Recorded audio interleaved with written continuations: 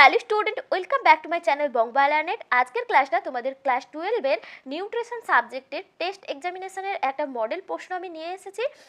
এটা আমার স্কুলের প্রশ্নপত্র, যে স্কুলে আমি পার্ট টাইম করি ওই স্কুলেরই পরীক্ষা হয়ে গেছে। তো সেই প্রশ্নপত্রটাই আমি তোমাদের সাথে আলোচনা করব। এই প্রশ্নগুলো তোমরা দেখে রাখতে পারো, কারণ যে কোনো স্কুলের পরীক্ষা, টেস্ট পরীক্ষার যে কোশ্চেনগুলো কিন্তু খুবই গুরুত্বপূর্ণ প্রশ্ন হয়। এই ধরনের প্রশ্ন তোমাদের ফাইনালে আসার চান্স অনেকটা থাকে। সেই জন্য তোমাদেরকে বলবো তোমরা এই ভিডিওটা স্কিপ না করে পুরো ভিডিওটা দেখো। এমসিকিউ এসএকিউগুলো আমি তোমাদের সাথে ডিটেলসে আলোচনা করে যাব, যেগুলো থেকে তোমাদের অনেকটা ফাইনালের জন্য প্রিপারেশন হবে, আর যাদের টেস্ট পরীক্ষা এখনও হয়নি তাদের জন্য কিছুটা হেল্পফুল হয়ে যাবে। তো দেখো তাহলে প্রথমে এখানে আমি দেখিয়ে দিচ্ছি তোমাদের টেস্ট এক্সামিনেশানে পুরো মার্কস থাকে তোমাদের 70 মার্কসের পরীক্ষা হয়। এর মধ্যে টাইম থাকে 3 ঘন্টা 15 মিনিট। আর বড় কোশ্চেন, লং কোশ্চেন তোমাদেরকে 7 নাম্বারের 5টা করতে হয়, অর্থাৎ 35 নাম্বার। এটা এখানে পার্ট এতে দিয়েছে। পার্ট এতে তোমাদের টোটাল 5টা কোশ্চেন করতে হবে 7 নাম্বারের করে, যেখানে 35 নাম্বার রয়েছে। তো এখানে দেখো কোশ্চেনগুলো কী কী রয়েছে, খুবই গুরুত্বপূর্ণ প্রশ্ন এবং খুবই কমন। দেখো, যকৃতে ইউরিয়া উৎপাদন প্রক্রিয়া ছকের সাহায্যে দেখাতে বলেছে। যকৃতে ইউরিয়া উৎপাদন প্রক্রিয়াকে কি বলা হয়? অর্নিথিন চক্র বলা হয়। এই অর্নিথিন চক্রের যে ছকের সাহায্যে প্রক্রিয়াটা দেখাতে বলেছে। কোরি চক্র কি সেটা বলতে বলেছে।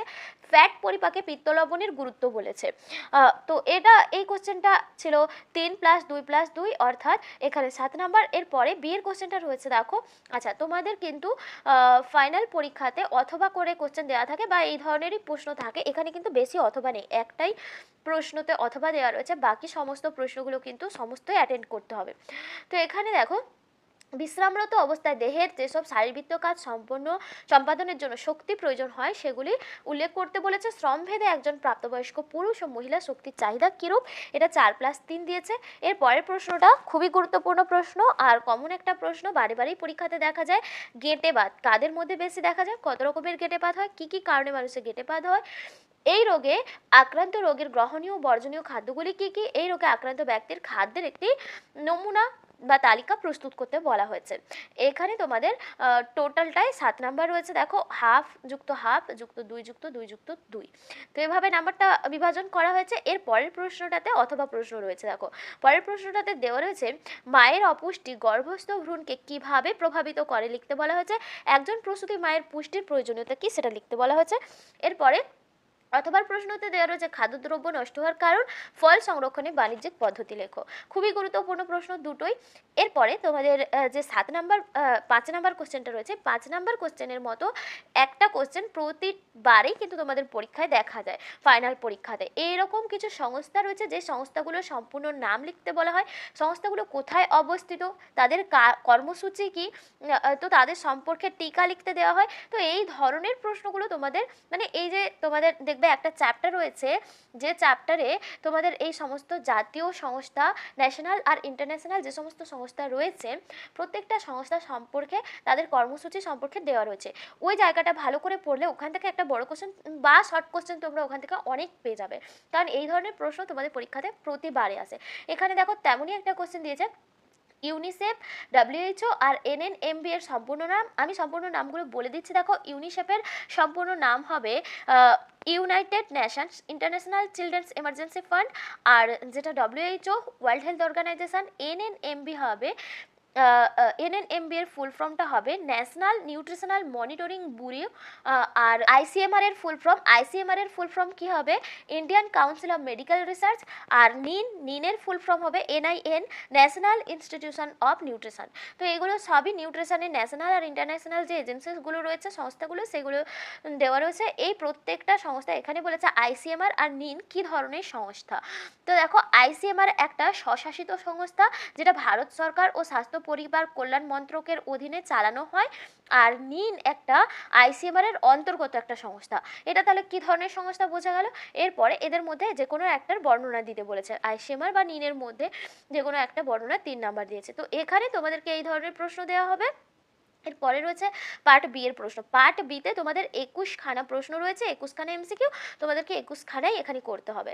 দেখো এমসিকিউগুলো খুবই গুরুত্বপূর্ণ এমসিকিউ দেওয়া রয়েছে আর খুবই সহজ। দেখো গ্লাইকোজেনোলাইসিসের বিক্রিয়াস্থল কোথায়? এটা প্রথমের অপশান হয়ে যাবে যকৃৎ, অপশান এ হয়ে যাবে সঠিক। এরপরে রয়েছে দেখো HCl খরিত হয় কোন কোষ থেকে? HCl খরিত হয় অক্সিনটিক কোষ থেকে। গ্লুকোজ শোষণে কোন আয়নটা প্রয়োজন হয়? সোডিয়াম আয়ন প্রয়োজন হয়।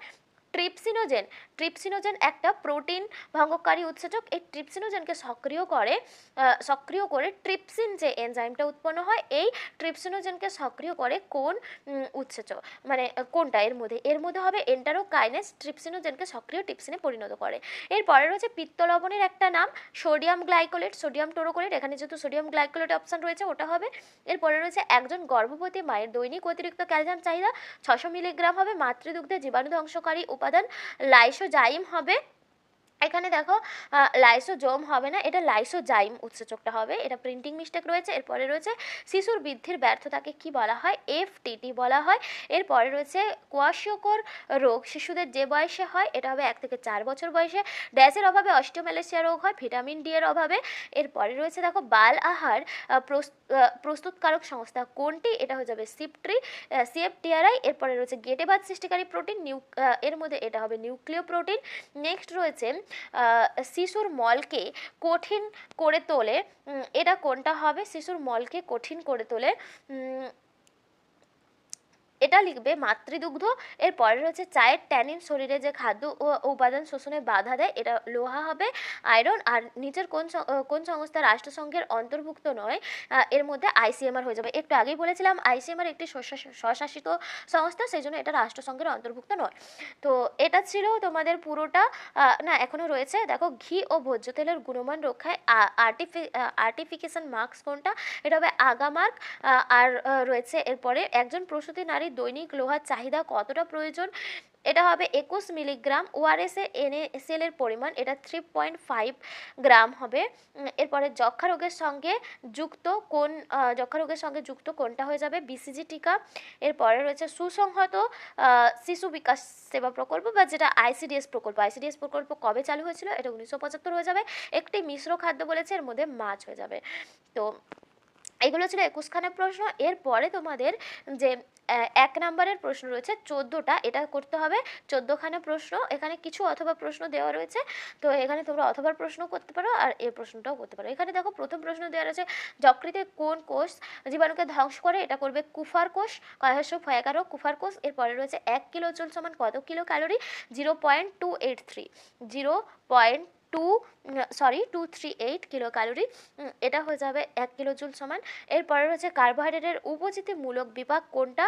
কার্বোহাইড্রেটের উপচিতিমূলক বিপাকের মধ্যে হবে তোমাদের গ্লাইকোজেনেসিস আর গ্লুকোনিওজেনেসিস। এরপরে রয়েছে পুরো মানুষ কি? পুরো মানুষ মানে রেফারেন্স ম্যানের সংজ্ঞাটা তোমরা এখানে দেবে। এরপরে বলেছে হিন্ড মিল্ক কি? হিন্ড মিল্ক দেখো যখন মাতৃস্তন পান করানো হয় শিশুকে, তখন শিশুর যখন শেষের দিকে যে মাতৃদুগ্ধটা নির্গত হয়, সেই দুগ্ধটা বেশি চটচটে হয়, আঠালো টাইপের হয়, এটাকে বলা হয় হিন্ড মিল্ক। প্রথম যে ব্রেস্ট ফিডিং করানো হয়, প্রথম দিকটার যে মিল্কটাকে বলা হয় ফোর মিল্ক, আর ফিডিংয়ের শেষের দিকের যে মিল্কটা সেটাকে বলা হয় হিন্ড মিল্ক। এরপরে রয়েছে মাতৃদুগ্ধের NPU কি? মাতৃদুগ্ধের NPU মানে নেট প্রোটিন ইউনিট, এটা 87 হবে। ডিমান্ড ফিডিং কি? দেখো ডিমান্ড ফিডিং মানে শিশুকে যে কোনো সময়, কোনো নির্ধারিত সময় ধরে নয়, যে কোনো সময়েই শিশু প্রথম যখন একদম ছোট অবস্থায় যে কোনো সময়ে তাকে মাতৃদুগ্ধ পান করতে দেওয়া উচিত। এটা 2-3 ঘন্টা ছাড়া 2-3 ঘন্টা অন্তর হলেও সেই সময়ে শিশু যখনই ইচ্ছা করবে তখনই তাকে মাতৃদুগ্ধ পান করানো উচিত, এটাকেই বলা হয় ডিমান্ড ফিডিং। এরপরে রয়েছে ফল সংরক্ষণে ব্যবহৃত রাসায়নিক পদার্থের নাম, এটা লিখবে সোডিয়াম বেনজোয়েট। এরপরে রয়েছে ব্লান্ট ডায়েট কি? ব্লান্ট ডায়েট মানে মসৃণ খাদ্য, যে কোনো ধরনের খাদ্যতন্তু মানে যে ধরনের খাদ্যগুলো হজম বা পরিপাকে সহজ হয় সেই ধরনের খাদ্যগুলোকে ব্লান্ট ডায়েট বলা হয়। PP ফ্যাক্টর কি বলেছে? পেলেগ্রা প্রিভেন্টিভ ফ্যাক্টর। পেলেগ্রা রোগকে প্রতিরোধ করতে সাহায্য করে একটা ভিটামিন, সেটাকে PP ফ্যাক্টর বলা হয়। এরপরে রয়েছে দেখো NNACP এর ফুল ফর্ম NNACP, এটা NNAPP এর পরিবর্তে বর্তমানে NNACP এসেছে। এপিপি এর পরিবর্তে বর্তমানে এনএনএসিপি এসেছে। এই এনএনএসিপি এর পুরো কথাটা কি? National nutritional anaemia control programme. National nutritional anaemia control programme আগে ছিল national nutritional anaemia prophylaxis programme ছিল। সেই প্রোফাইল্যাক্সিসটাকে বাদ দিয়ে বর্তমানে কন্ট্রোল প্রোগ্রাম করা হয়েছে। এরপরে রয়েছে গোবি কি? আচ্ছা, গোবি দেখো একটা কর্মসূচি যেটা ইউনিসেফ দ্বারা নেওয়া হয়েছে। এই ইউনিসেফের দ্বারা এই কর্মসূচিটা শিশুদের বিকাশের জন্য নেওয়া হয়েছে। এখানে এই গোবির 4টা GOBI এর 4টা ওয়ার্ডের 4টা মিনিং রয়েছে। দেখো, যেমন জি ফর গ্রোথ চার্ট, অর্থাৎ শিশুর পুষ্টির মান নির্ধারণের জন্য শিশু বিকাশের যে লেখচিত্র ব্যবহার করা হয় সেটাকে গ্রোথ চার্ট বলা হয়।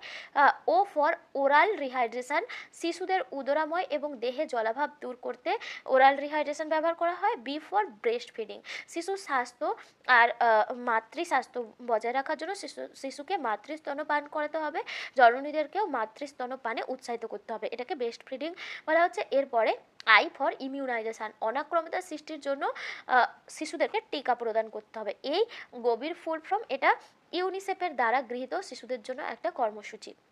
এরপরে রয়েছে দেখো সিপট্রি কি?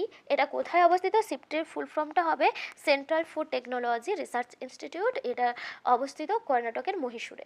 এরপরে রয়েছে এভিএ অসুবিধা লেখো। আচ্ছা, এভিএ হচ্ছে অডিও ভিজুয়াল এইডস। এর নিউট্রিশন অর্থাৎ পুষ্টিবিজ্ঞান পড়াশোনার ক্ষেত্রে বা পুষ্টিবিজ্ঞান শিক্ষার ক্ষেত্রে অডিও ভিজুয়াল এইডসটা ভীষণ কার্যকরী। এর একটা অসুবিধা লিখতে বলেছে। এরপরে রয়েছে দেখো ভারতে যে খাদ্য তালিকা ব্যবহার করা হয় তা কোন সংস্থা দ্বারা প্রকাশিত করা হয়। তো এই ছিল তোমাদের প্রশ্ন। টোটাল প্রশ্নটা সেটটা আলোচনা করলাম তোমাদের সাথে।